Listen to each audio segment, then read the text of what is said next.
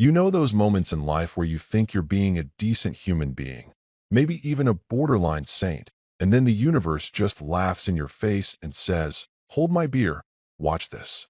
Yeah, well, buckle up because I'm about to tell you about the time I learned that no good deed goes unpunished, especially when it involves family, a spare bedroom, and the kind of optimism that should probably be classified as a mental disorder. It all started on a Tuesday evening, which should have been my first red flag because nothing good ever happens on a Tuesday.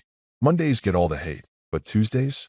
They're the sneaky little troublemakers of the week, sliding in under the radar while you're still recovering from the Monday blues.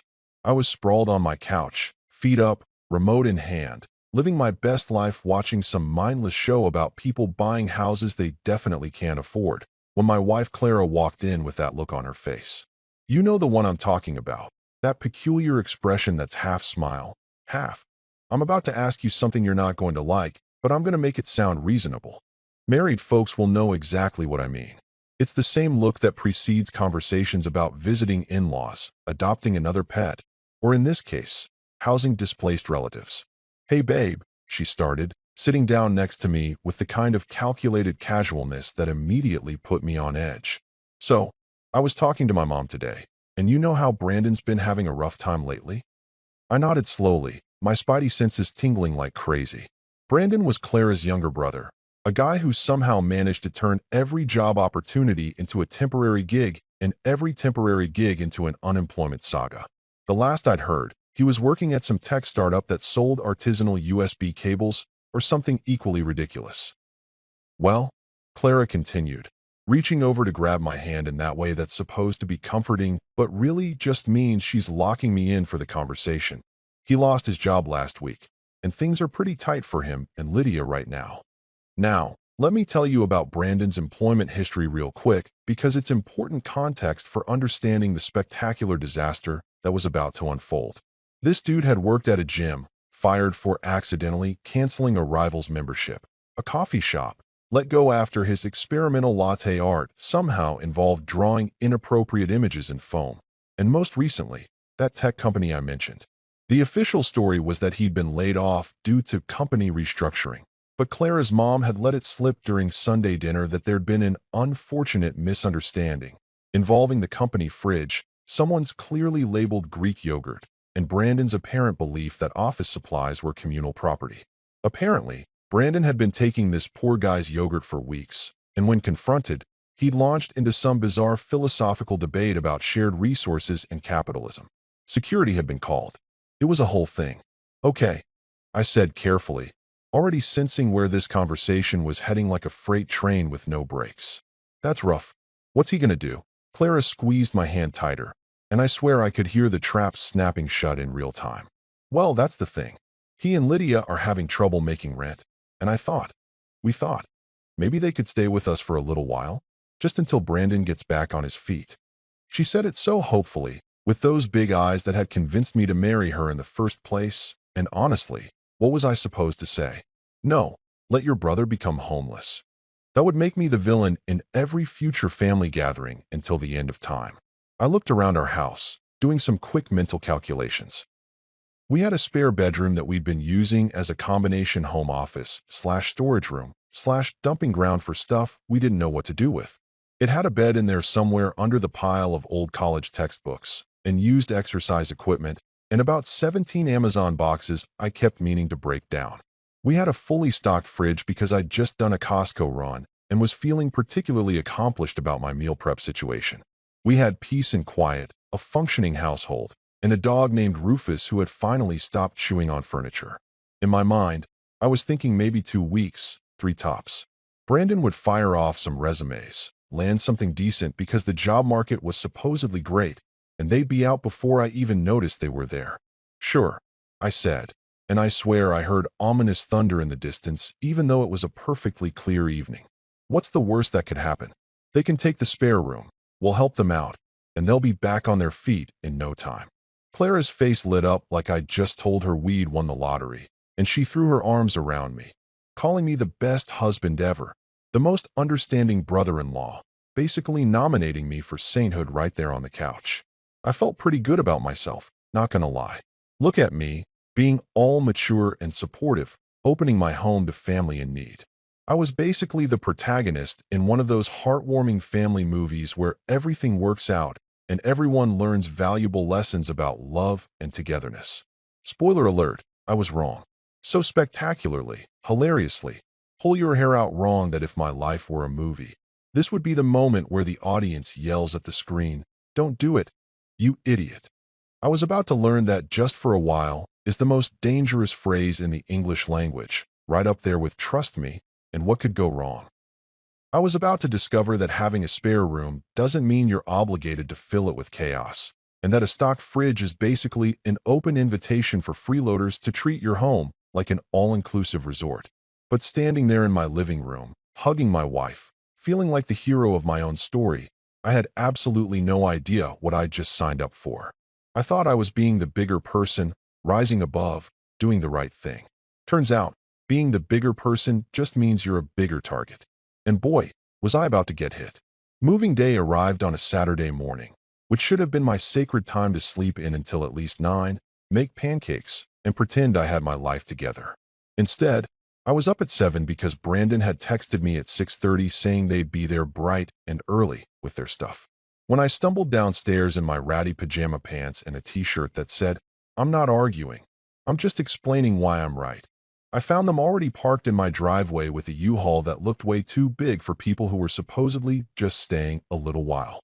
Lydia was the first one out of the truck, and let me tell you, this woman stepped out like she was arriving at a red carpet event. Designer sunglasses, perfectly styled hair, outfit that probably cost more than my monthly car payment, and she was carrying one of those small dogs that looks perpetually angry at the world. I didn't even know they had a dog. Nobody had mentioned a dog.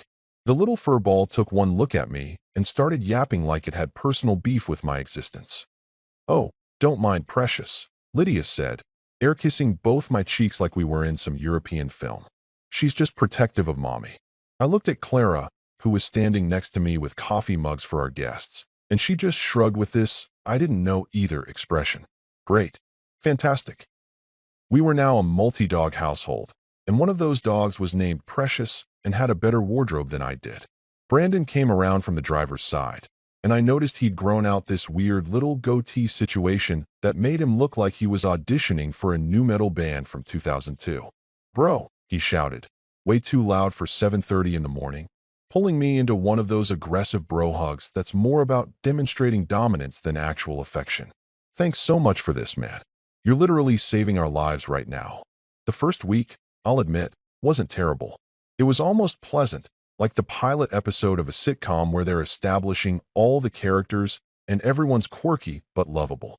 Lydia actually cooked dinner a couple times, and while her organic quinoa surprise tasted like punishment for sins I hadn't committed yet, the effort was appreciated. Brandon helped me move some boxes in the garage and only complained about his back 3 times, which for Brandon was practically heroic.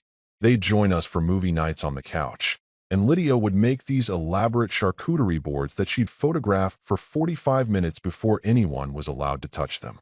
She called me Big Brother, which was weird but kind of endearing in a "I'm trying really hard to be part of this family" way.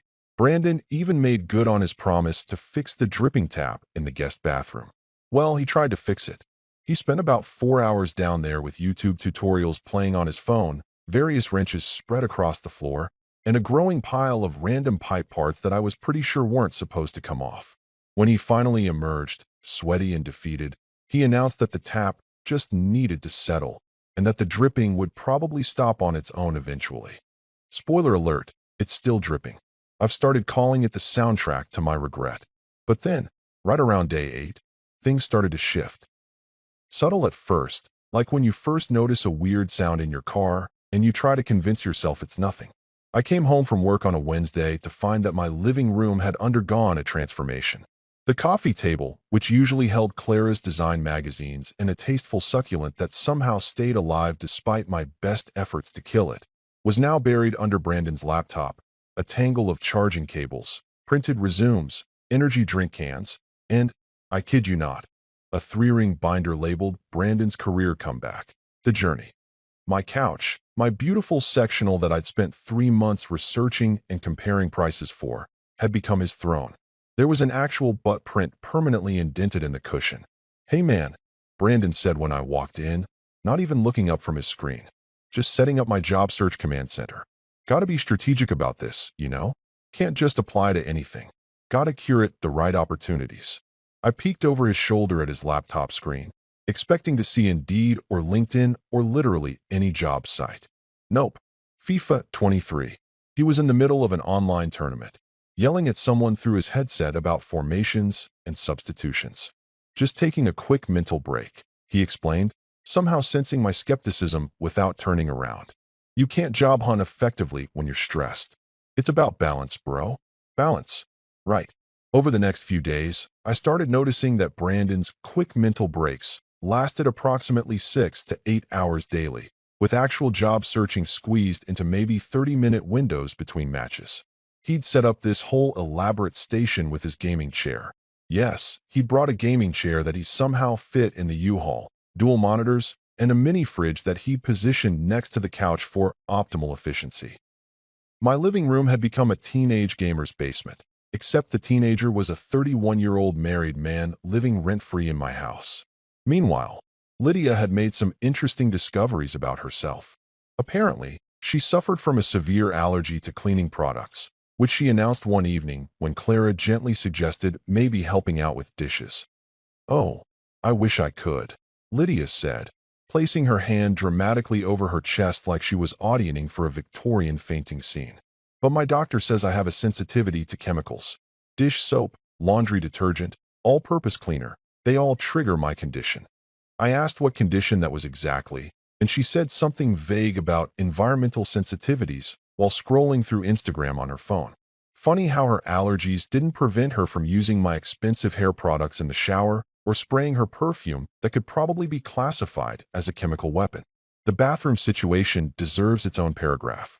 We have two bathrooms in our house, the master attached to our bedroom and the guest bathroom that Brandon and Lydia were supposed to use. Except Lydia had decided that the guest bathroom didn't have the right energy for her morning routine, which apparently required at least 90 minutes and involved more products than a Sephora store. She'd started using our bathroom while Clara and I were at work, and I only discovered this when I came home for lunch one day and found her in there, face mask on, cucumbers on her eyes, sitting on my toilet like it was a spa chair. She didn't even seem embarrassed, just waved at me and said, "Almost done, big brother." My snacks started disappearing at an alarming rate. I'm talking about my private stash, the good stuff I kept hidden in the back of the pantry behind the quinoa that nobody ever touched. My artisanal beef jerky? Gone. The expensive dark chocolate I'd been rationing? Vanished. The family-sized bag of Cool Ranch Doritos I'd been looking forward to all week? Nothing but crumbs and a note that said, "I owe you, Brandon," with a smiley face. Even Rufus, my supposedly loyal dog who I'd raised from a puppy, had betrayed me. I'd find him in their room all the time, curled up on their bed like he'd forgotten who actually fed him and paid his vet bills. And the thermostat. Oh man, the thermostat became a full-on battlefield. I like my house at a reasonable 68 degrees. It's comfortable, it's economical, it's the temperature that human beings evolved to survive in. But apparently, Lydia needed it at 76 degrees minimum because anything lower gave her cold-induced anxiety. I'd come home and immediately start sweating, walk over to the thermostat, and find it cranked up like we were trying to recreate the Sahara Desert. I'd turn it down, and within an hour, it would be back up. This happened so many times that I started to suspect the thermostat itself had switched allegiances. Through all of this, I kept my mouth shut. I smiled. I nodded.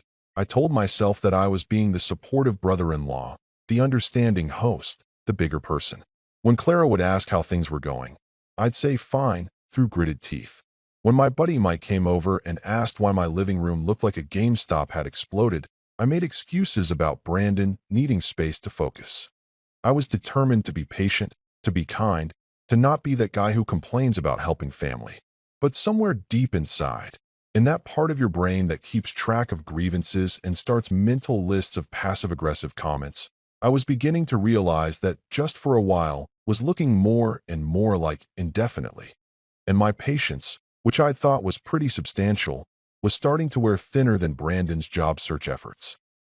2 weeks into this arrangement, and I was starting to feel like a prisoner of war in my own home. Except instead of actual combat, I was engaged in psychological warfare involving household appliances and personal boundaries. You know that feeling when you wake up in your own bed, but something feels fundamentally wrong, like you've entered an alternate dimension where everything looks the same but operates under completely different rules? Yeah, that was my life now. It started with my coffee machine. Not just any coffee machine, mind you, but my beautiful, glorious, top-of-the-line espresso maker that I'd saved up for and purchased after months of research and YouTube tutorials on becoming a home barista. This thing was my pride and joy, my morning ritual, my reason for getting out of bed on Mondays. I'd even named her Stella.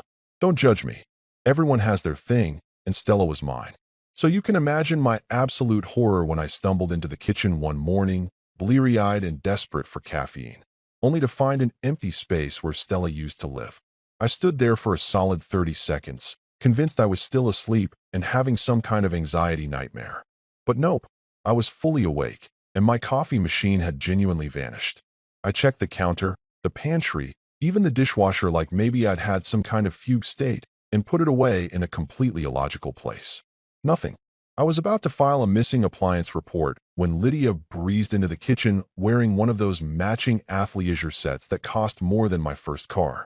"Morning, big brother," she chirped, way too cheerful for someone who was about to explain Grand Theft Espresso. "Oh, you looking for the coffee thingy?" "Yeah, we borrowed it for our room. Brandon and I are starting a couple's morning routine TikTok series, Wake Up and Slay with the Johnsons. The aesthetic in our room is just perfect for it, very Scandinavian minimalist vibes. Your kitchen is a bit too, lived in." Lived in. She called my kitchen lived in, which apparently was TikTok speak for not aesthetically pleasing enough for my social media empire. I asked when I might get Stella back, and Lydia just laughed and said, "Oh, we're shooting content all week. Don't worry, we'll take super good care of her." That was it. That was the moment I realized I'd lost control of my own house.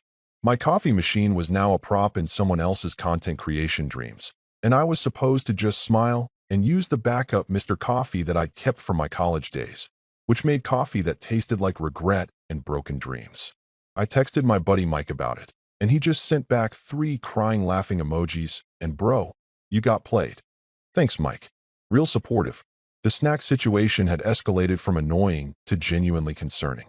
I'd started hiding food like I was preparing for the apocalypse, stashing granola bars in my sock drawer, keeping a secret candy supply in my car, and even putting decoy snacks in the pantry while keeping the good stuff in a locked toolbox in the garage. Yes, a locked toolbox. I had become that person. And still, somehow, Brandon found everything.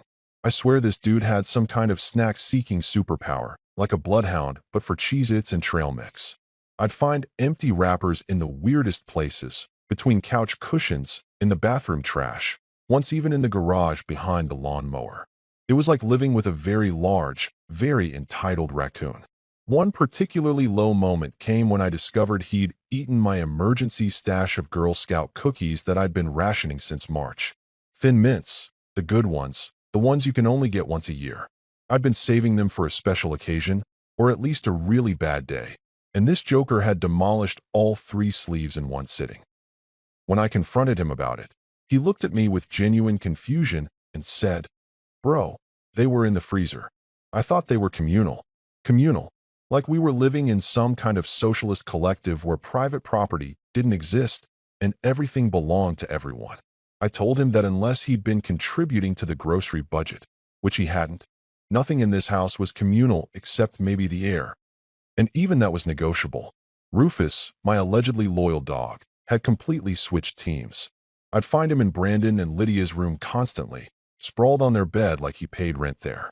The worst part was that he'd started ignoring me when I called him. Me, the guy who'd potty trained him, who'd rushed him to the emergency vet when he ate a sock, who'd spent countless hours teaching him tricks that he never actually learned. Now he'd look at me with these dismissive eyes like I was a stranger asking for spare change, then trot off to Brandon's room where apparently they'd been giving him table scraps and letting him watch TV with them.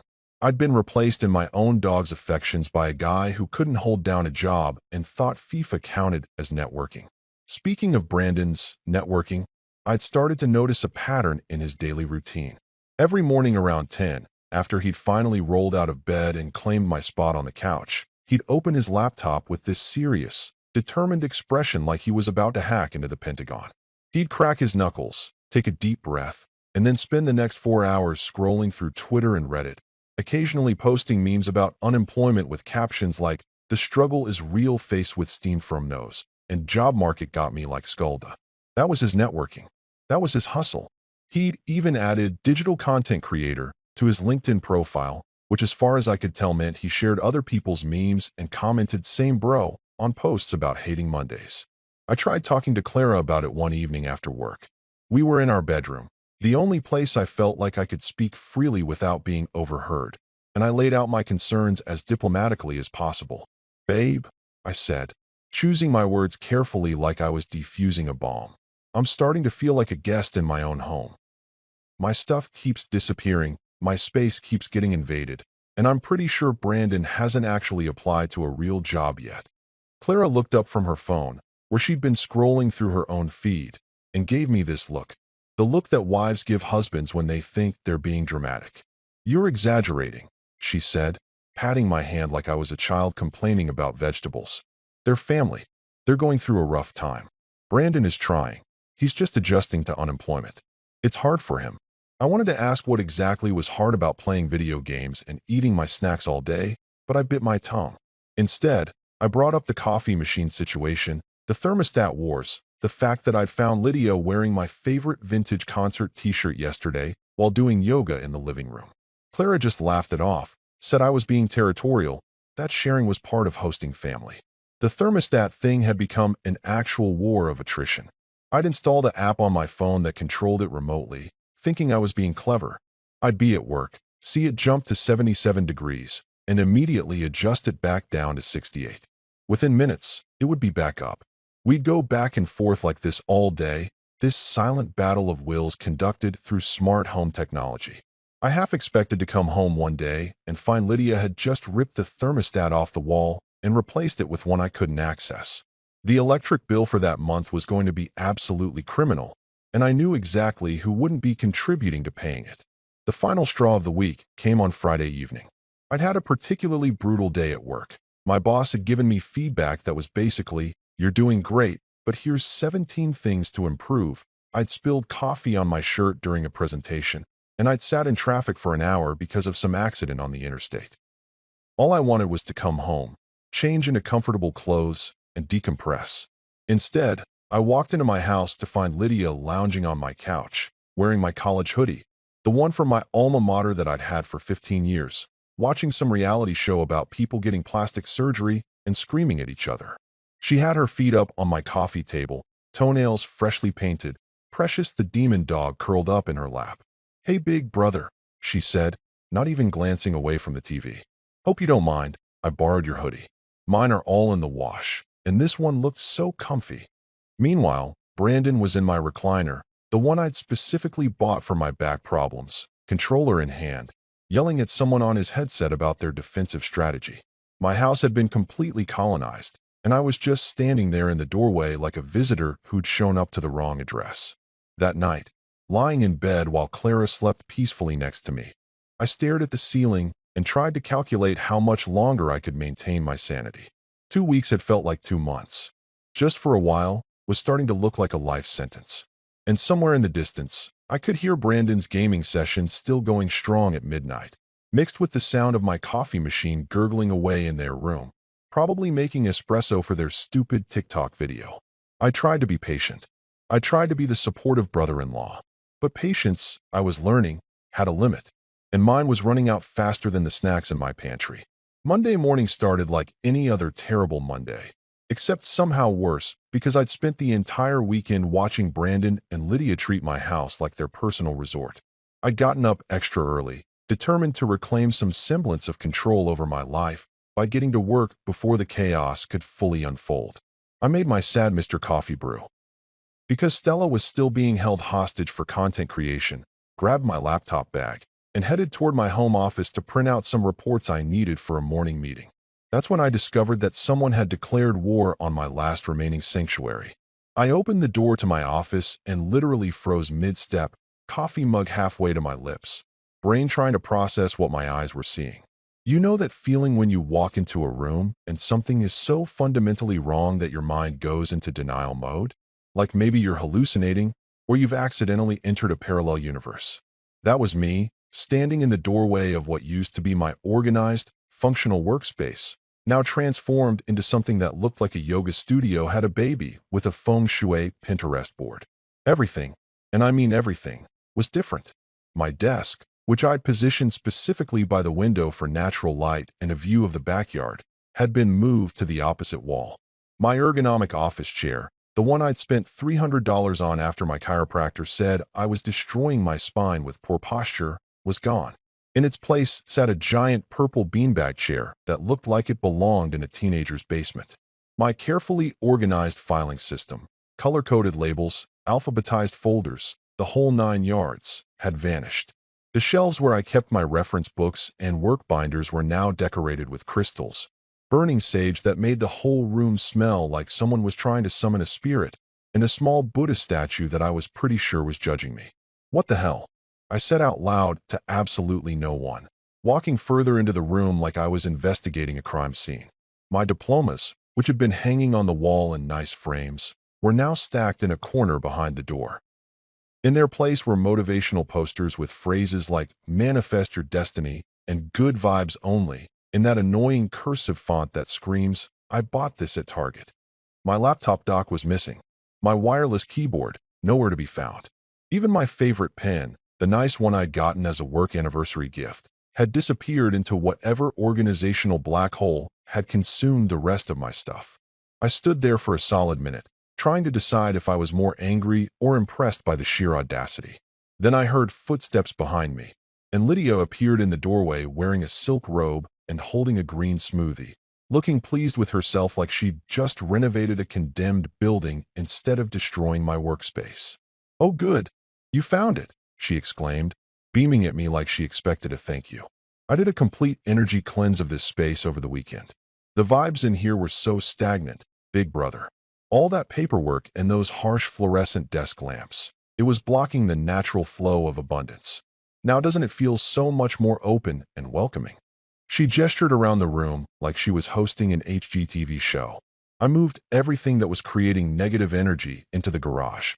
Don't worry, I was super careful with your papers. They're all in a box somewhere. Somewhere. My organized files, which contained important work documents, tax records, and client information, were now in a box somewhere in my garage, which currently housed about 40 other boxes, lawn equipment, and probably some spiders that had been living there since we moved in. I asked her, with what I thought was remarkable restraint given the circumstances, where exactly my chair had gone. She took a sip of her smoothie and said, "Oh, that old thing? It was really killing the aesthetic, so I put it in the basement. But trust me, the beanbag is way better for your chakras. Regular chairs create tension in your root chakra, which explains why you've been so uptight lately." Uptight. I'd been uptight. Not stressed because my home had been invaded, not frustrated because my belongings kept disappearing, not annoyed because someone had just demolished 3 months of filing work. No, it was a chakra problem. Obviously. I wanted to ask if there was a chakra specifically responsible for not strangling your house guests, but I figured that wouldn't be productive.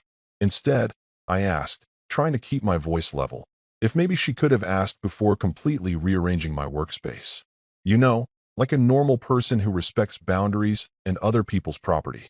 Lydia looked genuinely confused, like the concept of asking permission was a foreign language she'd never encountered. "But I was trying to help," she said, her voice taking on that wounded tone that people use when they want to make you feel bad for being reasonably upset. "Clara mentioned you'd been stressed about work, and I thought improving your office energy would be a nice surprise. I even used my own sage. Do you know how expensive organic white sage is?" I didn't know, and I didn't care. What I did know was that I had a meeting in 45 minutes. My reports were in a mystery box in the garage, and I was about to lose my mind in my own house. I spent the next 20 minutes frantically searching through boxes in the garage, getting progressively sweatier and angrier, finally finding my files in a box labeled "Negative Energy Papers" in Lydia's loopy handwriting. I was late to my meeting, showed up disheveled and flustered, and spent the whole time thinking about how I was going to handle this situation without causing World War III in my marriage. When I got home that evening, I'd had 8 hours to rehearse what I was going to say to Brandon. I decided to approach it diplomatically, brother-in-law to brother-in-law, man to man. Just have a calm conversation about boundaries and mutual respect. I found him in his usual spot on my couch, controller in hand, looking like he hadn't moved since I'd left for work. Perfect. Hey, Brandon. I started, sitting down on the arm of the couch since all the actual seating was occupied by him and his gaming setup. Can we talk for a minute? He held up one finger in that universal wait gesture, eyes glued to the screen, muttering something about needing to finish this match. I waited and waited. 5 minutes later, when his match finally ended in what I gathered was a devastating loss based on his creative cursing, he finally looked at me. I explained, as calmly as I could, that Lydia had rearranged my office without asking, and maybe we needed to establish some ground rules about personal spaces and belongings. Before I could even finish, Brandon cut me off with this patronizing smile like I was a child complaining about bedtime. Dude, Lydia was just trying to help. She's really into that wellness stuff, you know? She's actually studying to be a life coach. This was news to me. Besides, he continued, leaning back and stretching, you've been looking pretty stressed lately. Maybe you should take her advice.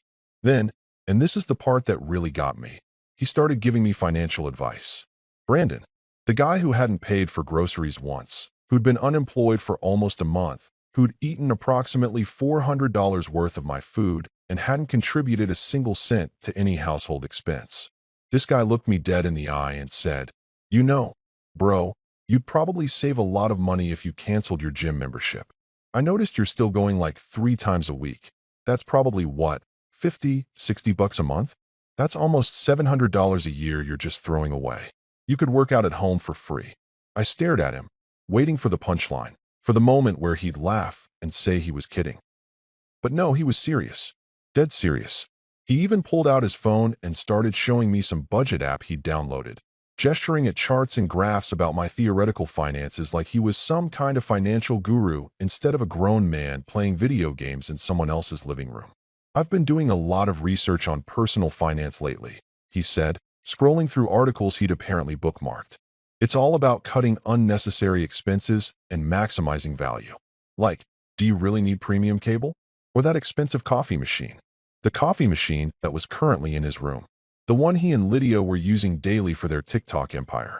I excused myself before I said something I'd regret, went upstairs, and found Clara in our bedroom folding laundry. She looked so peaceful, so content, completely unaware that I was about 2 seconds away from listing the spare room on Airbnb with current tenants still in it. I sat down on the bed and tried to explain everything. The office situation, Brandon's unsolicited financial advice, the fact that I was starting to feel like a guest in my own home, or worse, like an annoying roommate who actually paid bills and owned property. Clara listened, but I could see it in her eyes before she even spoke. She didn't get it. Babe, she said, setting down the shirt she was folding and putting her hand on my knee. I think you're overreacting a little bit. Yes, Lydia should have asked before moving your stuff, and I'll talk to her about that. But she was trying to do something nice. And Brandon's just trying to be helpful with the financial advice. He's probably feeling bad about being here without contributing. So this is his way of trying to help.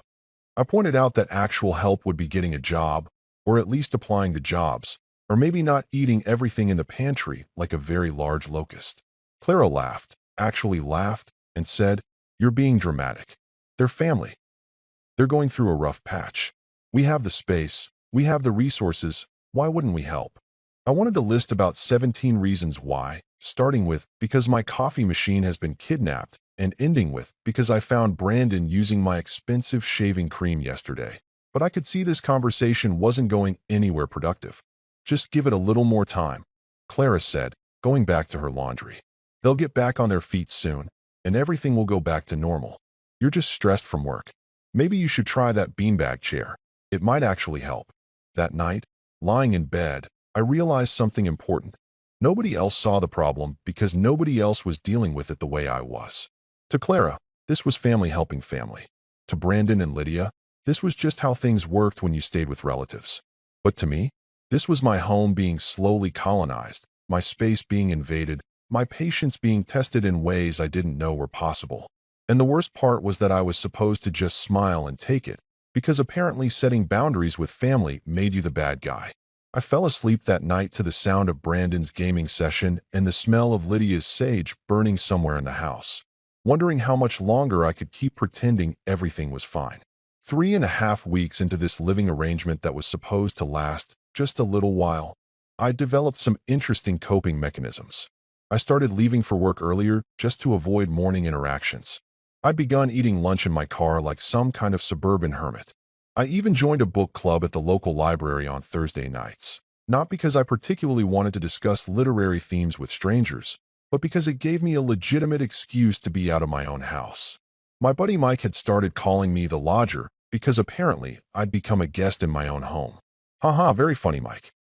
So when I came home on a Wednesday afternoon, I left work early because I had a dentist appointment that got canceled.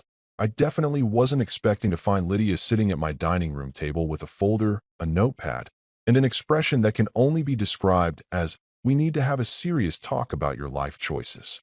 She'd actually set up the scene like she was conducting a performance review, complete with 2 chairs facing each other and a glass of water positioned at each seat. There was even a small potted plant in the center of the table that I'd never seen before, probably there for positive energy or whatever her latest wellness kick was about. "Oh, perfect. You're home early," she said, gesturing to the chair across from her like this was her house, and I was the one who needed permission to sit down. "We need to have a family discussion. It's important. Can you sit?" The way she said it wasn't really a question. It was one of those statements disguised as a question that people use when they're about to tell you something you're not going to like, but they want to pretend you have a choice in the matter. I looked around for Brandon, figuring if this was a family discussion, he should probably be involved, but he was nowhere to be seen. I could hear the faint sound of gunfire and explosions coming from the living room, which meant he was deep into his daily gaming session and probably wouldn't surface for air for another 3 hours. Lydia caught my glance and waved her hand dismissively. "Brandon's busy with his networking. This is more of a household management conversation anyway. He asked me to handle it." Household management.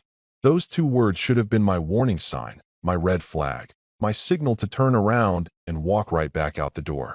But like an idiot, I sat down, took a sip of the water she'd poured for me, and waited to hear whatever fresh nonsense was about to come out of her mouth.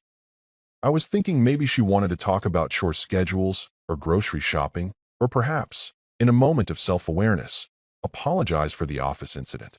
How naive I was. How beautifully, tragically naive.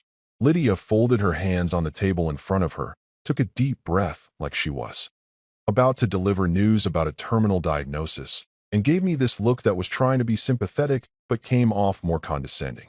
You know that expression people make when they're about to tell you something for your own good? That was it. She opened her folder, an actual manila folder with tabs and everything, and pulled out what looked like a printed spreadsheet. "So," she began, her voice taking on this therapist-like quality that immediately set my teeth on edge. "Brandon and I have been here for almost a month now, and we've been doing some calculations about the household expenses and overall financial situation." She slid the spreadsheet across the table toward me, and I could see it was covered in numbers, percentages, and highlighted sections. "We wanted to make sure everything is fair and equitable for everyone involved." I picked up the paper, squinting at her handwriting and the various categories she'd created. There were sections for utilities, internet, groceries, shared living space maintenance, and something labeled emotional labor and household coordination. I had no idea what that last one meant, but it had a dollar amount next to it that made my eye twitch. "Okay," I said slowly, still not sure where this was going, but getting a bad feeling in my gut. "What exactly are we talking about here?" Lydia smiled, the kind of smile that people use in customer service when they're about to deny your refund request but want to seem pleasant about it. "Well, we need to discuss rent." She let that word hang in the air for a moment, watching my face for a reaction. I gave her nothing, mostly because my brain was still trying to process what she'd just said. Rent. She wanted to discuss rent. Was she finally going to offer to pay rent? Was this the moment where they acknowledged that living somewhere for free for almost a month was maybe not the most sustainable arrangement? "What rent?" I asked, setting down the spreadsheet and leaning back in my chair. I was genuinely curious now, wondering if maybe I'd misjudged them, if perhaps they'd been saving up and were about to surprise me with a contribution to household expenses. Maybe all my frustration had been premature. Maybe they were actually responsible adults who just needed a little time to get their finances together. Lydia's smile got wider, which should have been my second warning sign. Well, since Brandon's brother owns the house, she started, but I cut her off immediately because I needed to correct this misunderstanding right away before it went any further down whatever weird rabbit hole she was heading toward. I'm Brandon's brother, I interrupted, pointing at myself for emphasis. I'm his brother-in-law, technically, since I'm married to his sister, and I own this house. Just me. Not we. Not the family. Just me and Clara. I said this slowly and clearly, like I was explaining something to someone who was still learning English, because clearly there had been some massive miscommunication somewhere along the way. But Lydia didn't look surprised or embarrassed. She just nodded patiently, like I was a student who'd given an incorrect answer, but she appreciated my effort. Right, exactly, she said, pointing at me like I'd just proven her point. You're Brandon's brother-in-law, and Brandon co-owns the property with you as a family investment. That's why we think it's only fair that you start paying your share of the expenses. I'm not ashamed to admit that I laughed. I laughed so hard that I almost fell out of my chair, tears streaming down my face, clutching my stomach like I'd just heard the funniest joke in human history. It was the kind of laugh that starts genuine and then becomes slightly hysterical when you realize the person telling the joke is actually serious.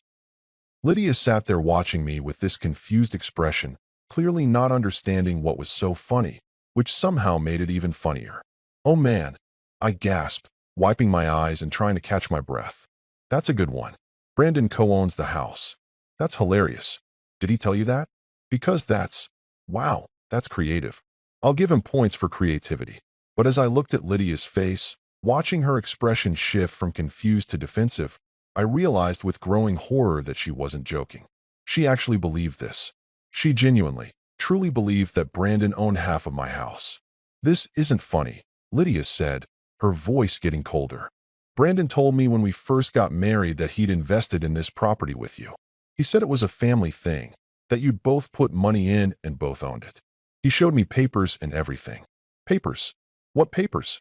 The mortgage was in my name. The deed was in my name and Clara's name. Brandon had never given me a single dollar toward this house. Not for the down payment, not for the mortgage, not for the property taxes, not for anything. I took a deep breath, trying to shift from laughing to being serious, because I needed to handle this delicately. Lydia wasn't the problem here. She was just incredibly misinformed by her husband, who apparently had been spinning some elaborate fantasy story about his real estate empire. Lydia, I said, keeping my voice calm and even, I don't know what Brandon told you, but he doesn't own any part of this house. Clara and I bought this house 5 years ago. We saved up for the down payment. We applied for the mortgage. We signed the checks every month. Brandon has never contributed anything financially to this property. She was shaking her head before I even finished, pulling out more papers from her folder. No, that's not right. Look, I have the agreement right here. Brandon showed me this when we were dating. She slid across what looked like a printout of some document, and as I picked it up and started reading, I realized it was completely fabricated. It was supposedly a co-ownership agreement between Brandon and me, dated from 5 years ago, outlining how we'd purchased the property together as an investment. The formatting was all wrong. There were spelling errors, and most tellingly, the signature that was supposed to be mine looked nothing like my actual signature. This is fake, I said, probably more bluntly than I should have. This document doesn't exist. I never signed this. Brandon made this up. I watched Lydia's face go through several expressions in rapid succession: confusion, denial, anger, and then something that looked like the beginning of understanding. Look, I'm sorry to be the one to tell you this, but your husband has been lying to you. He doesn't own anything. He's unemployed, living in my spare room rent-free, and apparently creating fake legal documents to impress his wife. Lydia grabbed the paper back, staring at it like if she looked hard enough, it would suddenly become real. Her hands were shaking slightly, and I almost felt bad for her. Almost. She'd been living in my house for almost a month, rearranging my office, using my stuff, and apparently planning to charge me rent in my own home, all based on her husband's delusions of property ownership. But he showed me his bank statements, she said quietly, more to herself than to me. He said the mortgage payments came out of his account. What account? I asked. Brandon doesn't have any money. How could he be paying a mortgage? The pieces were starting to come together in my head, and none of them were painting a good picture. How deep did this lie go? What else had Brandon told his wife?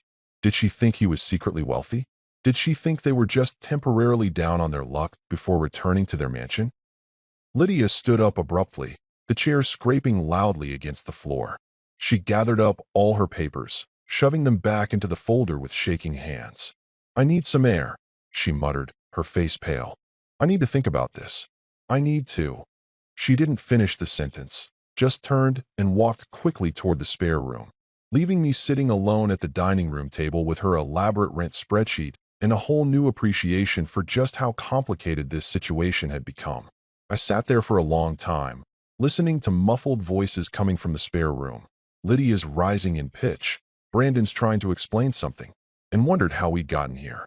How had my simple act of kindness, my sure they can stay for a while, turned into fake ownership documents and rent negotiations? I picked up Lydia's spreadsheet again and noticed she'd calculated that I owed them approximately $800 for my share of living in my own house for the past month. Yeah, this was going to end well. The muffled argument coming from the spare room lasted about 20 minutes, with Lydia's voice getting progressively higher and Brandon's getting progressively more defensive. I could hear phrases like, "You told me," and "It's not that simple," and at one point, what sounded like something being thrown against a wall. I stayed at the dining room table, still holding that ridiculous fake ownership document, trying to figure out how someone could be so delusional that they'd create an entire alternate reality and expect it to hold up under scrutiny. Clara came home right in the middle of the chaos, walking through the door with grocery bags and immediately sensing that something was very wrong. She looked at me sitting at the table, looked toward the spare room where the argument was still raging, and said, "What did I miss?" with the weary tone of someone who'd been expecting something like this to happen eventually. I handed her the fake document and Lydia's rent spreadsheet without saying a word. Sometimes you don't need commentary. The evidence speaks for itself. I watched Clara's eyes move across the papers, her expression shifting from confusion to disbelief to something that looked like anger mixed with embarrassment. "He told her he owns our house?" she asked quietly, looking up at me. "He told his wife that he co-owns our house and showed her fake documents." I nodded, and she sat down heavily in the chair Lydia had vacated, still staring at the papers like they might suddenly make sense if she looked at them long enough. "It gets better," I said, pulling over Lydia's spreadsheet. She was planning to charge me rent, $800 a month for the privilege of living in my own home. There's even a breakdown of how she calculated it. Apparently, I use more hot water than them, so I should pay a larger percentage of utilities.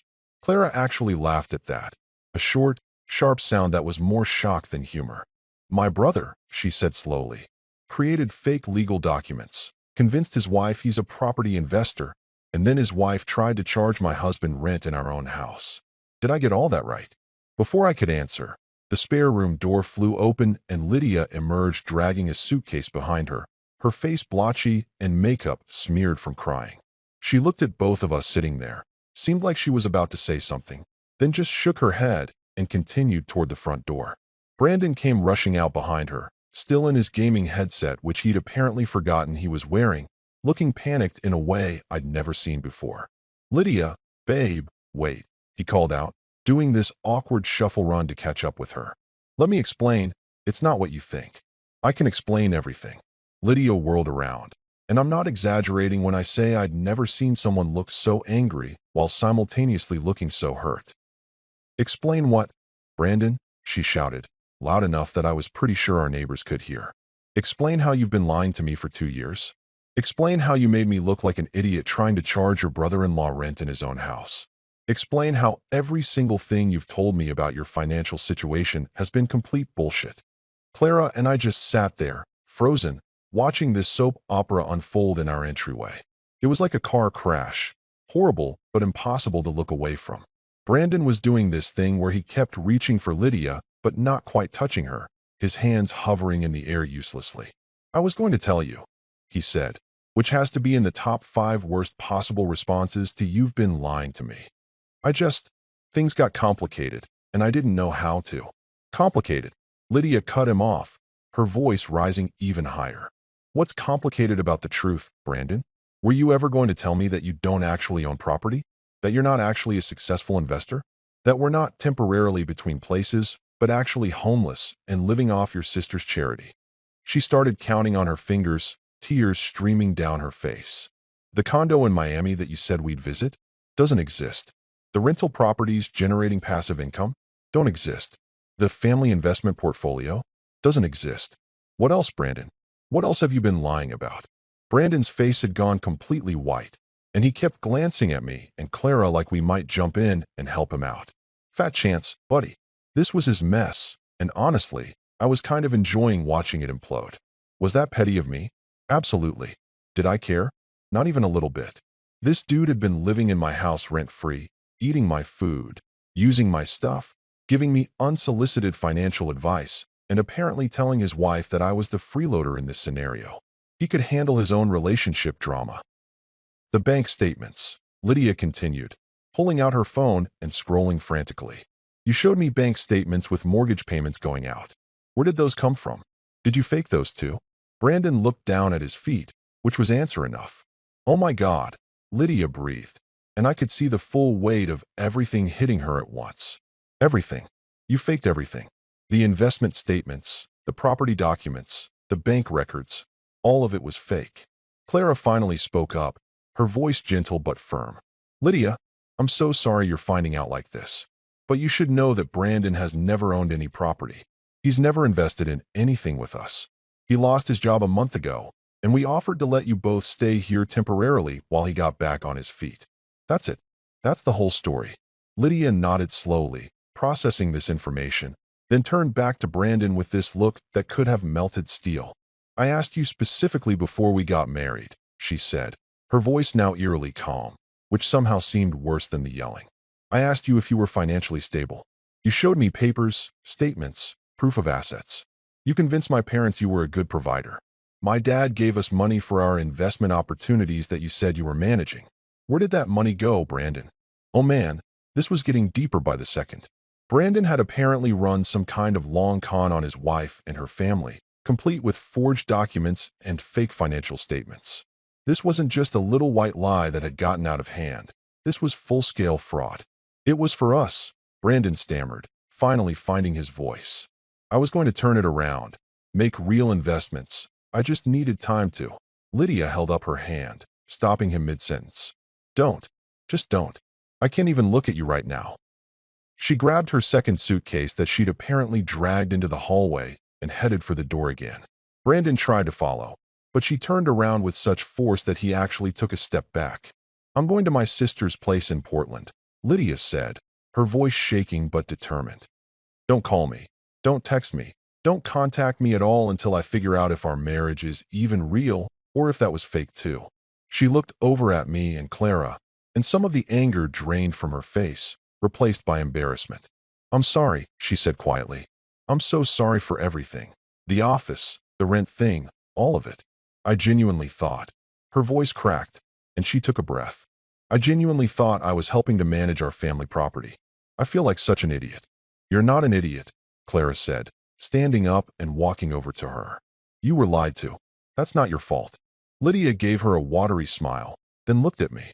Can I just say, for the record, that trying to charge you rent in your own house is probably the most embarrassing thing I've ever done? If we ever laugh about this someday, please know that I will never, ever recover from the humiliation. Despite everything, I found myself smiling. At least Lydia had the self-awareness to recognize how absurd the situation was. Water under the bridge, I said. Go take care of yourself. And maybe change your bank passwords or something. She actually laughed at that, a sad little sound, then wheeled her suitcases out to her car.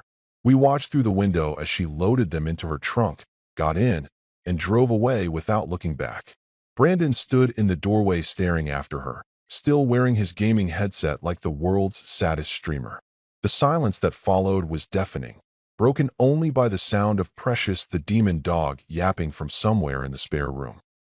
Finally, Brandon turned around to face us, and I got ready for what I assumed would be either an apology or an explanation. Instead, he pointed at me with this accusatory finger and said, Bro, You ruined my marriage. I blinked, genuinely wondering if I'd heard him correctly. I'm sorry, what? I said. I ruined your marriage? Not the lying, the fraud, the fake documents, or the systematic deception of your wife for 2 years, but me telling her the truth. You didn't have to tell her like that, Brandon said, his voice rising. You could have talked to me first, let me explain it to her my way. But no, you just had to blow everything up and make me look like a liar. The irony of that statement was so thick you could cut it with a knife. Buddy, I said, standing up and walking toward him slowly like I was approaching a wild animal. I hate to break it to you, but you are a liar. You didn't need my help to look like one. You did that all by yourself with your fake documents and imaginary real estate empire. Brandon's face turned red, and he started ranting about respect and betrayal and how family is supposed to have your back even when you're wrong. Which, let me tell you, is a fascinating perspective from someone who'd been living rent-free in my house while telling his wife I was the one freeloading. I let him get it all out. Something about brotherhood and loyalty and how I'd never understand because I'd never struggled like he had, before I finally held up my hand to stop him. You're right, I said calmly. I haven't struggled the way you have. You know why? Because I don't lie to people. I don't create fake documents. I don't scam my in-laws. And I don't blame other people when my own choices blow up in my face. Brandon opened his mouth to argue, but I wasn't done. You've been here almost a month. In that time, you've eaten my food, used my stuff, rearranged my office, and apparently told your wife an elaborate fiction about owning my house. And now you're mad at me? Are you serious right now? That's when Clara walked in from wherever she'd disappeared to during the first part of this conversation, probably giving us space to have it out. And she had that look on her face that meant she was done with. Everyone's nonsense. Brandon, she said, her voice carrying that older sister authority that made him automatically straighten up, you need to leave. Brandon stared at Clara like she'd just suggested he jump off a cliff without a parachute. Leave, he repeated, his voice cracking slightly. Clara, come on. I'm your brother. You're really going to kick me out over this. Clara crossed her arms, and I recognized that stance. It was her, I've made a decision and nothing you say is going to change my mind position. I'd seen it exactly 3 times in our marriage, and each time, I'd been smart enough to just accept whatever she decided and move on with my life. You lied to your wife for 2 years, Clara said, her voice steady but cold in a way I'd rarely heard. You created fake documents with my husband's name on them. You've been living in our house, eating our food, using our things, and apparently planning to charge us rent in our own home. So yes, Brandon, I'm telling you that you need to leave. Brandon's face went through this whole journey of emotions, shock, anger, defiance, and then this desperate pleading look that might have worked on our parents but wasn't going to fly with Clara. I don't have anywhere to go, he said, and there was a whine in his voice that made him sound about 12 years old. Lydia just left me. I don't have money for a hotel. What am I supposed to do? Sleep in my car? I almost said yes, but managed to bite my tongue because Clara was handling this and I didn't need to pile on. Almost. The thing was, Brandon had a point about not having anywhere to go, but that wasn't really our problem anymore, was it? He'd created this situation with his lies and his laziness and his complete inability to function like a responsible adult. You can stay tonight, Clara said, and I must have made some kind of noise because she shot me a look that clearly said, don't argue with me right now. Just tonight. Tomorrow morning, you pack your things and you figure something out. Call mom and dad. Call your friends. I don't care. But you can't stay here anymore. Brandon nodded slowly, looking like a kid who'd just been grounded, and for a moment I almost felt bad for him. Almost. Then I remembered the fake documents, the rent scheme, the month of living rent-free while giving me financial advice, and my sympathy evaporated faster than water on hot pavement. Fine, Brandon muttered, turning to head back toward the spare room. Thanks for nothing, sis. Real nice family support. That comment made Clara's jaw tighten, but she didn't respond. She just watched him walk away, then turned to me and let out this long, exhausted sigh. I'm sorry, she said quietly. I'm so sorry about all of this. You were right. I should have listened when you said things were getting out of hand. I pulled her into a hug because honestly, what else was I supposed to do? This wasn't her fault. She'd just been trying to help her brother, and he'd turned it into a circus. We thought that was the end of it for the night. We figured Brandon would sulk in his room, maybe pack some stuff, and we'd deal with the final departure drama in the morning when everyone had calmed down. We were wrong. So magnificently wrong. About an hour later, while Clara and I were in the kitchen trying to salvage some kind of normal evening by making dinner, stress cooking is a real thing, and apparently we both do it. We heard Brandon's voice getting progressively louder in the living room. He was on the phone with someone, probably one of his friends, giving them his version of events. And let me tell you, his version was creative. Yeah, man, my sister and her husband just kicked me out for no reason, he was saying, his voice carrying into the kitchen. I've been helping them with their property management, trying to teach them about finances, and this is how they repay me. Some people are just ungrateful, you know? I looked at Clara, Clara looked at me, and we had this silent conversation that only married people can have where you communicate entire paragraphs with just facial expressions. Should I? I started, but Clara shook her head. Let it go, she said. He's leaving tomorrow. It doesn't matter what he tells his friends. She was right, of course, but it still irritated me that he was out there rewriting history like he was some kind of wronged hero instead of the architect of his own downfall. I went back to chopping vegetables with maybe a little more force than necessary, taking out my frustration on an innocent bell pepper. Then we heard a crash. Not a loud crash, but the distinct sound of something hitting a wall, followed by Brandon shouting, "This is such bullshit." Clara and I both rushed into the living room to find Brandon standing there, his gaming controller on the floor where he'd apparently thrown it, his face red and blotchy, looking like he was about 2 seconds away from a full meltdown. The controller had left a small dent in the drywall, which was just perfect. Another thing to add to the list of damages. Everything okay in here? I asked, using that carefully neutral tone you use when you know everything is definitely not okay, but you're trying to de-escalate. Brandon whirled around to face me, and I noticed he was still wearing that ridiculous gaming headset, which somehow made the whole scene even more pathetic. Here was a 31-year-old man, unemployed, recently separated from his wife, standing in his brother-in-law's living room in a gaming headset, having what could only be described as a tantrum. "No, everything is not okay," he shouted, grabbing the controller off the floor and holding it in this weird aggressive way, like it was a weapon he might use to defend himself. "You've ruined my life. My wife left me, my sister is kicking me out, and for what? For telling the truth about our property arrangement? For trying to make things fair. Our property arrangement." He was still sticking to this story, still living in this alternate reality where he owned half my house. It was almost impressive, really, the commitment to the delusion.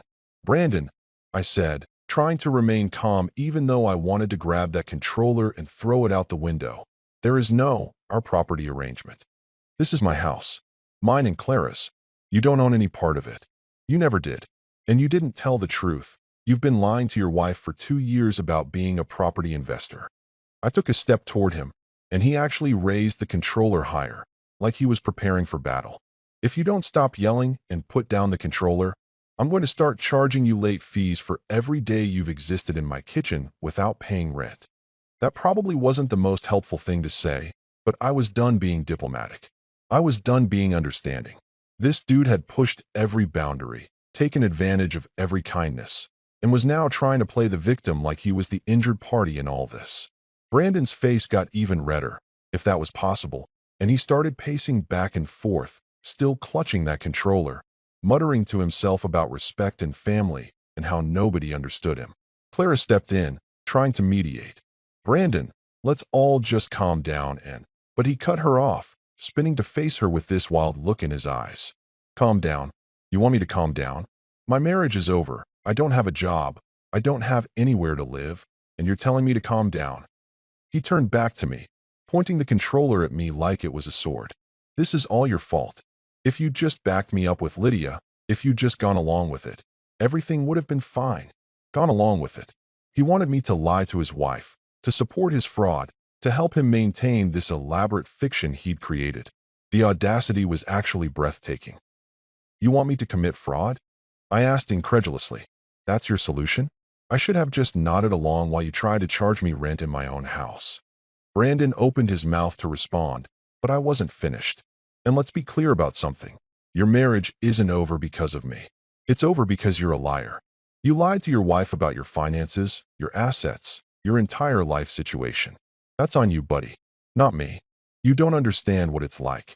Brandon shouted, and I could see tears starting to form in his eyes. You've always had everything together. Good job, nice house, perfect wife. You don't know what it's like to struggle, to feel like you're not good enough. I held up my hand, stopping him mid-rant. Don't even start with that. You think I didn't work for what I have? You think this house just fell into my lap? I worked my ass off, saved money, made responsible decisions. And you know what I didn't do? I didn't lie to people. I didn't create fake documents. I didn't mooch off my relatives while simultaneously looking down on them.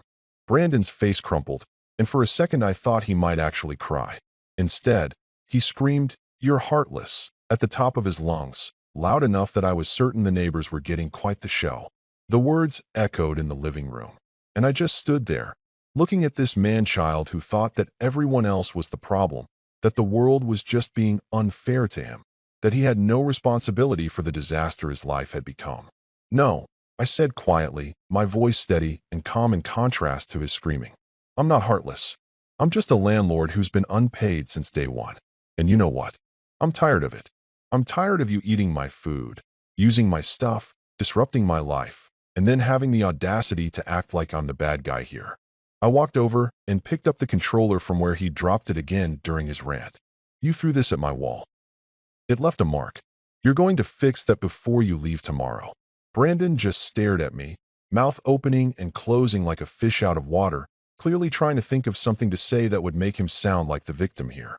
Before he could formulate whatever nonsense he was cooking up, Clara stepped between us. "That's enough," she said firmly. "Both of you. Brandon, go to your room. We'll deal with everything tomorrow morning." She said, "your room," with emphasis, reminding him that it was temporary, that it had always been temporary, and that temporary was now over. Brandon looked like he wanted to argue more, but something in Clara's expression must have gotten through to him, because he just nodded and shuffled off toward the spare room, still muttering under his breath about how unfair everything was. We heard the door close, and then blessed silence fell over the house. Clara and I stood there in the living room, looking at the dent in the wall, the scattered gaming equipment, the general chaos that had been my life for the past month.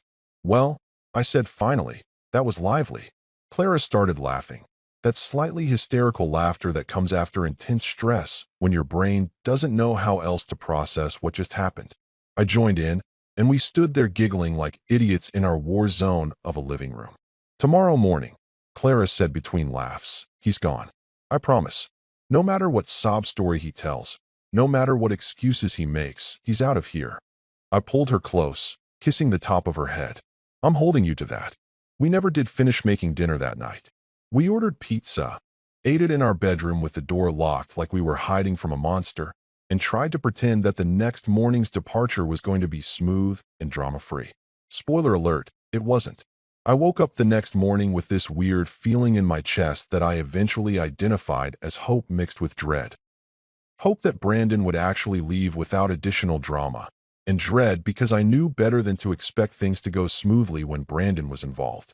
It was barely 6:30, way too early for a Saturday, but I couldn't sleep anymore.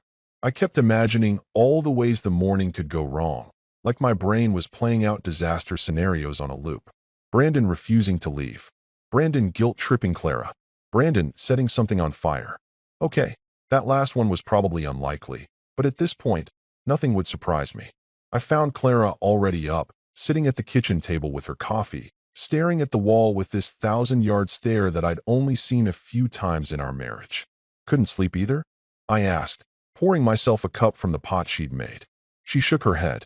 "I kept having this dream where Brandon refused to leave, and we had to get the police involved. And then my parents showed up and blamed me for ruining the family. And somehow it ended with me crying in a Costco parking lot." I sat down next to her and squeezed her hand. "Well, the good news is that even if the police and your parents do show up, at least we can avoid the Costco parking lot part. We had a plan, or at least the skeleton of a plan. We'd give Brandon until 9 to wake up on his own, and if he wasn't up by then, we'd wake him. We'd give him two clear options: apologize for everything, the lying, the freeloading, the property fraud, the controller throwing incident, and commit to actually job hunting and helping around the house if he wanted to stay temporarily. or pack his stuff and leave by noon. Clara said it had to be a real apology too, not one of Brandon's specialty. I'm sorry you feel that way non-apologies that he was famous for. At 8:15, we heard movement from the spare room. I'd mentally prepared myself for a showdown. Maybe some more yelling, definitely some guilt tripping. What I wasn't prepared for was Brandon emerging from the room fully dressed, dragging 2 suitcases behind him, looking like he'd been awake for hours. He had bags under his eyes. His hair was sticking up in weird directions, and he was wearing this expression that I can only describe as defeated but still somehow annoyed about it. "Morning," he muttered, not making eye contact with either of us. He wheeled the suitcases into the living room and went back for more. Clara and I exchanged glances, both of us clearly thinking the same thing. Was he actually leaving without a fight? Had a miracle occurred? Was this actually going to be easy? I should have known better than to jinx it with optimistic thoughts. That's like the cardinal rule of dealing with difficult people. Never assume it's going to be easy until they're actually gone. Brandon made 3 more trips, bringing out boxes, garbage bags stuffed with clothes, his gaming equipment carefully packed like it was made of precious gems, and finally, Precious the demon dog in her designer carrier, yapping her tiny head off at 6 in the morning. By the time he'd assembled everything in our living room, it looked like a yard sale had exploded. I hadn't realized they'd accumulated so much stuff in just a month. Where did it all come from? Had they been secretly shopping online with money they didn't have? "So," Brandon said finally, standing in the middle of his pile of belongings, "I guess this is it." He still wasn't looking at us directly, focusing instead on adjusting the strap on one of his duffel bags. "I just want you both to know that I think you're making a huge mistake. Family is supposed to stick together, especially during hard times. But I guess some people value property more than blood." And there it was, the guilt trip I'd been expecting. The attempt to make us feel like the bad guys for not wanting to house a lying, freeloading, property fraud committing adult child indefinitely. Clara stood up, and I could see her sister mode activating. That particular blend of love and frustration that only siblings can achieve. "Brandon," she said, her voice firm but not unkind, "you lied to your wife for 2 years. You created fake documents with our names on them. You've been living here rent-free while planning to charge us rent in our own house. This isn't about valuing property over blood. This is about you facing the consequences of your own actions." Brandon finally looked up at her, and for a second, I thought maybe he'd have a moment of clarity. Maybe realize that this entire situation was his own doing. Instead, he said, "You wouldn't understand. You've never had to struggle like I have." I actually laughed out loud at that. Couldn't help myself.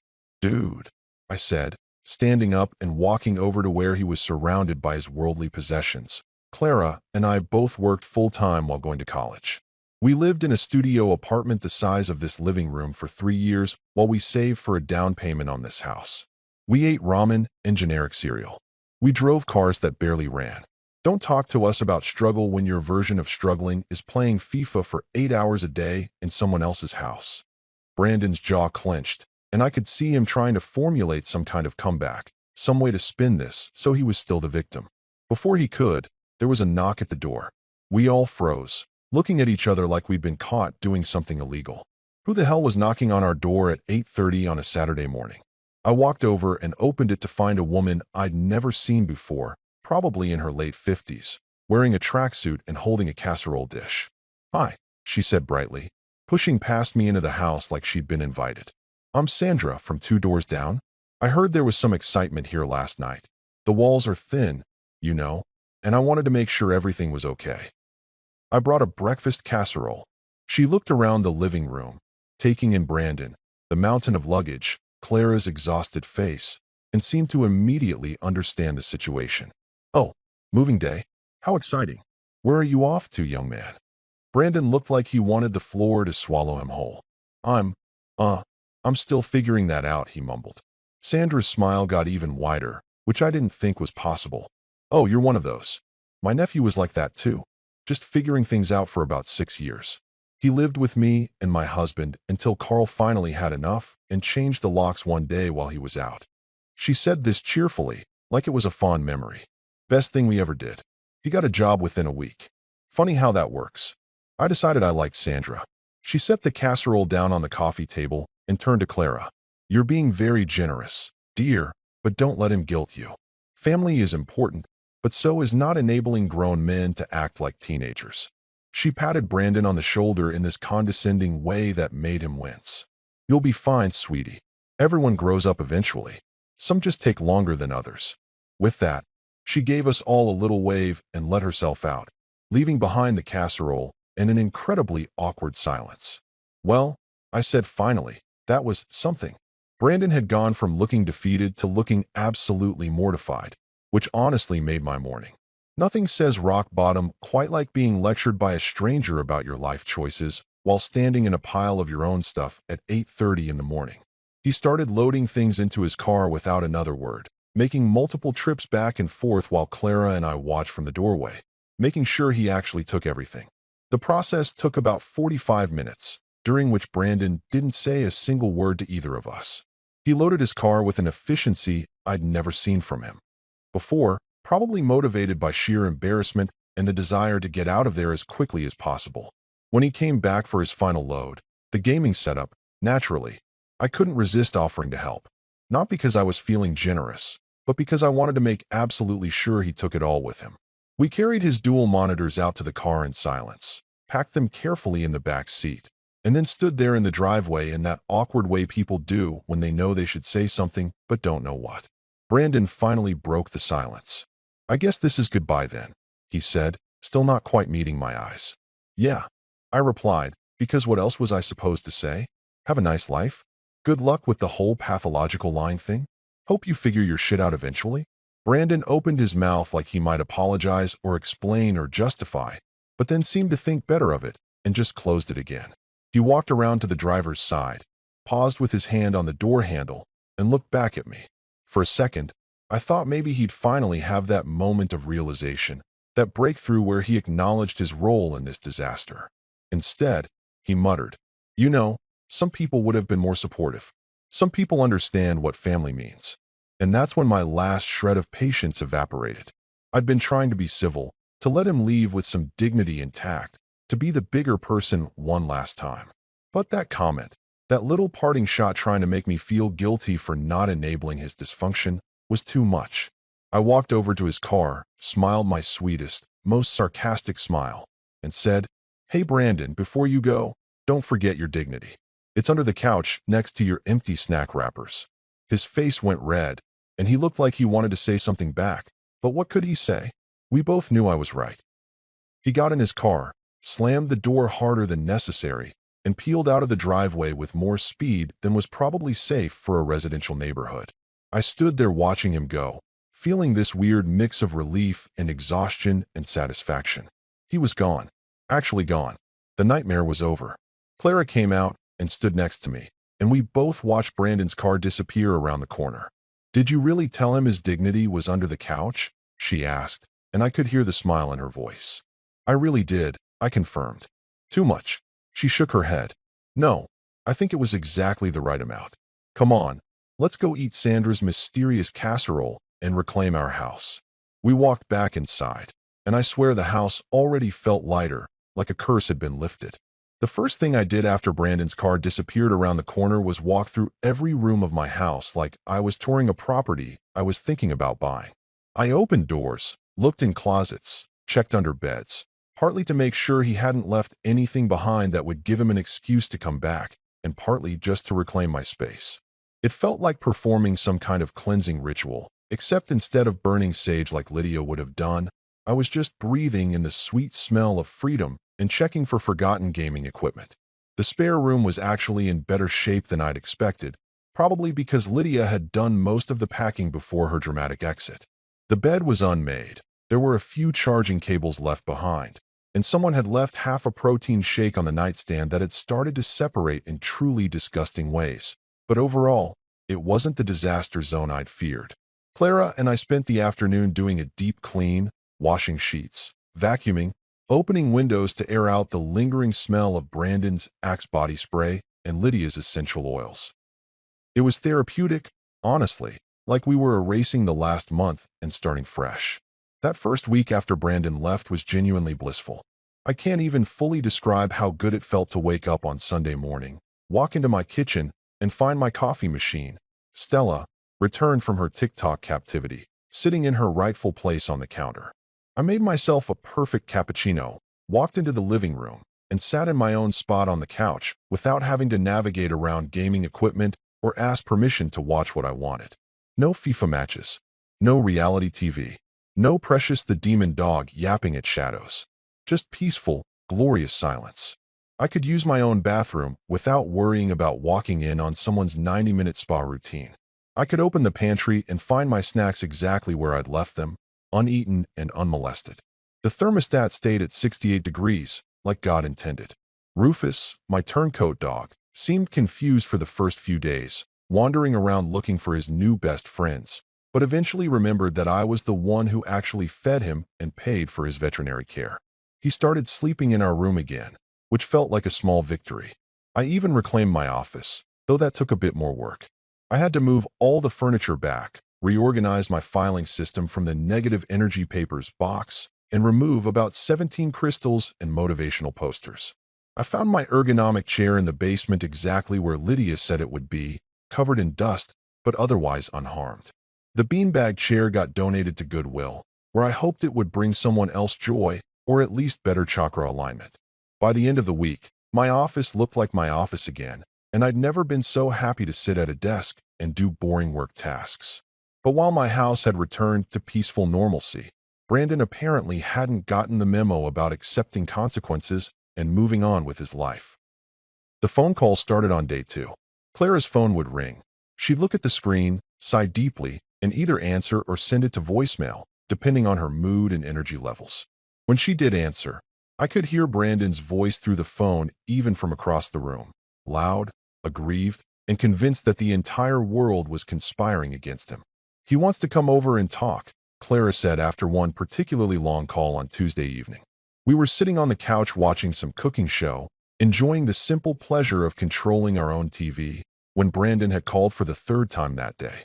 He says he's been doing some reflecting and wants to apologize in person. I raised an eyebrow at that.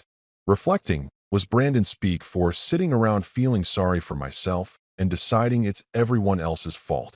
I asked Clara what she told him, and she said she'd politely declined and suggested he focus on finding a job and a place to live instead of worrying about apologies.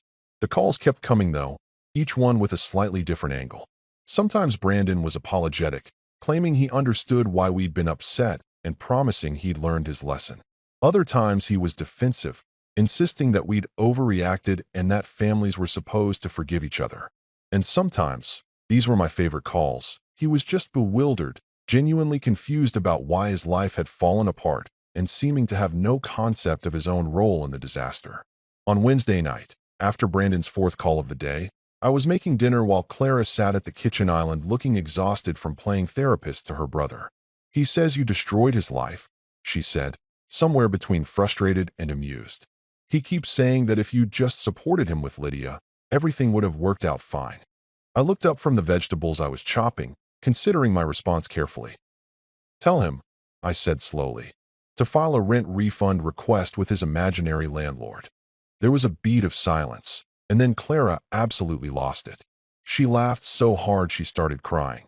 One of those full-body laughs where you can't breathe and your stomach hurts and you're not even sure what's so funny anymore, but you can't stop. She laughed until she was wheezing, wiping tears from her eyes, and I just stood there grinning like an idiot, pleased with myself for landing the joke so perfectly. When she finally caught her breath, she said, "I love you so much right now." That was perfect. I didn't actually expect Clara to tell Brandon what I'd said. It felt like one of those things you say to make your spouse laugh, but wouldn't actually relay to the person in question. But apparently Clara was done being diplomatic with her brother, because the next time he called to complain about his ruined life, she told him exactly what I'd suggested. According to Clara, there was about 10 seconds of confused silence on the other end before Brandon hung up without another word. He didn't call back for 2 days, which honestly felt like a vacation. By Friday, I'd almost forgotten what it was like to have house guests from hell. I came home from work, Clara and I ordered Thai food. We watched a movie without anyone interrupting to explain their cryptocurrency investment strategy or ask if we wanted to see their TikTok drafts. It was domestic bliss, the kind of ordinary evening that you don't appreciate until it's been disrupted for a month by people who think temporary means indefinite. That's when my phone rang with a number I didn't recognize. I almost didn't answer. Unknown numbers are usually spam these days, but something made me pick up. "Hello," I said, expecting a robot to tell me about my car's extended warranty. Instead, I heard Lydia's voice, sounding tired but calm. "Hey, big brother. It's Lydia. Do you have a minute?" I'll admit, I wasn't expecting that. The last time I'd seen Lydia, she'd been loading suitcases into her car with mascara running down her face, heading to Portland to figure out if her entire marriage was a lie. I put her on speaker so Clara could hear. Seemed only fair since this involved her brother, and said sure, I had a minute. What followed was one of the most enlightening and simultaneously depressing phone conversations I'd had in recent memory. Turns out, discovering that your husband has been lying to you about owning property is just the tip of the iceberg when it comes to Brandon's deception. After Lydia left, she'd done what any modern woman scorned would do. She'd started digging through financial records, bank statements, and credit card bills. What she found was, in her words, a whole circus of financial irresponsibility that I somehow missed because I believed the show he was putting on. Brandon's financial struggles that had led to them moving in with us? Yeah. Those weren't from the job loss. Those were from a gambling problem that Lydia had no idea about. Online sports betting, fantasy football leagues that required money to enter, poker apps. Brandon had been hemorrhaging cash on gambling for at least a year. "I found subscriptions to like 7 different betting sites," Lydia said, her voice a mixture of anger and disbelief. 7. How did I not notice 7 monthly charges for gambling? But wait, there was more, because of course there was. Brandon had also developed an interesting hobby of collecting limited edition sneakers. Not regular sneakers, mind you, but the kind that drop once and then resell for ridiculous amounts on the secondary market. Except Brandon wasn't reselling them. He was just buying them and letting them sit in boxes, convinced they were investments that would pay off eventually. He spent $1,200 on a pair of shoes he never wore, Lydia said. $1,200. And he has like 15 pairs of these things in storage somewhere. I looked at Clara, whose mouth was hanging open in disbelief. This was her brother, the guy who'd been bumming food and housing off us, who'd been giving me financial advice about canceling my gym membership to save money. This dude had been spending thousands on gambling and sneakers while living rent-free and eating my groceries. The audacity was actually impressive in a horrible, can't look away kind of way. "I just wanted to call and thank you," Lydia continued, her voice softening. "I know the way everything came out was messy and embarrassing, but honestly, you did me a favor. If this hadn't blown up when it did, I might have kept believing his lies for years. I might have had kids with him, bought a house with him. Well, thought I was buying a house with him, and ended up completely financially ruined." She paused, and I could hear her take a breath. "So thank you for telling me the truth, even though it sucked to hear it. You probably saved me from a much worse disaster down the road." We talked for a few more minutes. Lydia told us she'd filed for separation and was staying with her sister indefinitely. She'd gotten a job at a marketing firm in Portland and was working on rebuilding her credit, which Brandon had apparently damaged pretty significantly. She sounded tired but determined, like someone who'd survived something traumatic and was now focused on healing. Before she hung up, she said one more thing that stuck with me. "Next time someone seems too good to be true, I'm asking for receipts. Actual, verifiable receipts." After we hung up, Clara and I sat in silence for a minute, processing everything we'd just learned. Finally, Clara said, "My brother has a gambling problem and a sneaker addiction." I nodded, and he was giving me financial advice. Clara started laughing again, that same slightly hysterical laughter from earlier in the week. "Oh my God. He was giving you financial advice while secretly betting on football games and buying $1,000 shoes. That's actually insane." Honestly, that phone call felt better than therapy. Not just because it confirmed that kicking Brandon out had been the right decision, but because it showed that Lydia was going to be okay. She'd gotten out, she was rebuilding, and she'd learned a valuable lesson about red flags and financial transparency. And me? I'd learned that sometimes being the bad guy who tells the truth is actually being the good guy, even if it doesn't feel like it at the time. Now, months later, the whole Brandon saga has become our go-to dinner party story. People love it. The fake documents, the rent scheme, the sneaker collection. It's comedy gold, especially the part where I told him his dignity was under the couch. Clara and I turned the spare room into a proper home gym. Every time I walk past it, I smile, remembering that I'm paying zero rent to use my own house. Revolutionary concept, I know. The experience taught me two crucial lessons. Never mix generosity with relatives who think temporary is a lifestyle, and always, put your name alone on the property deed.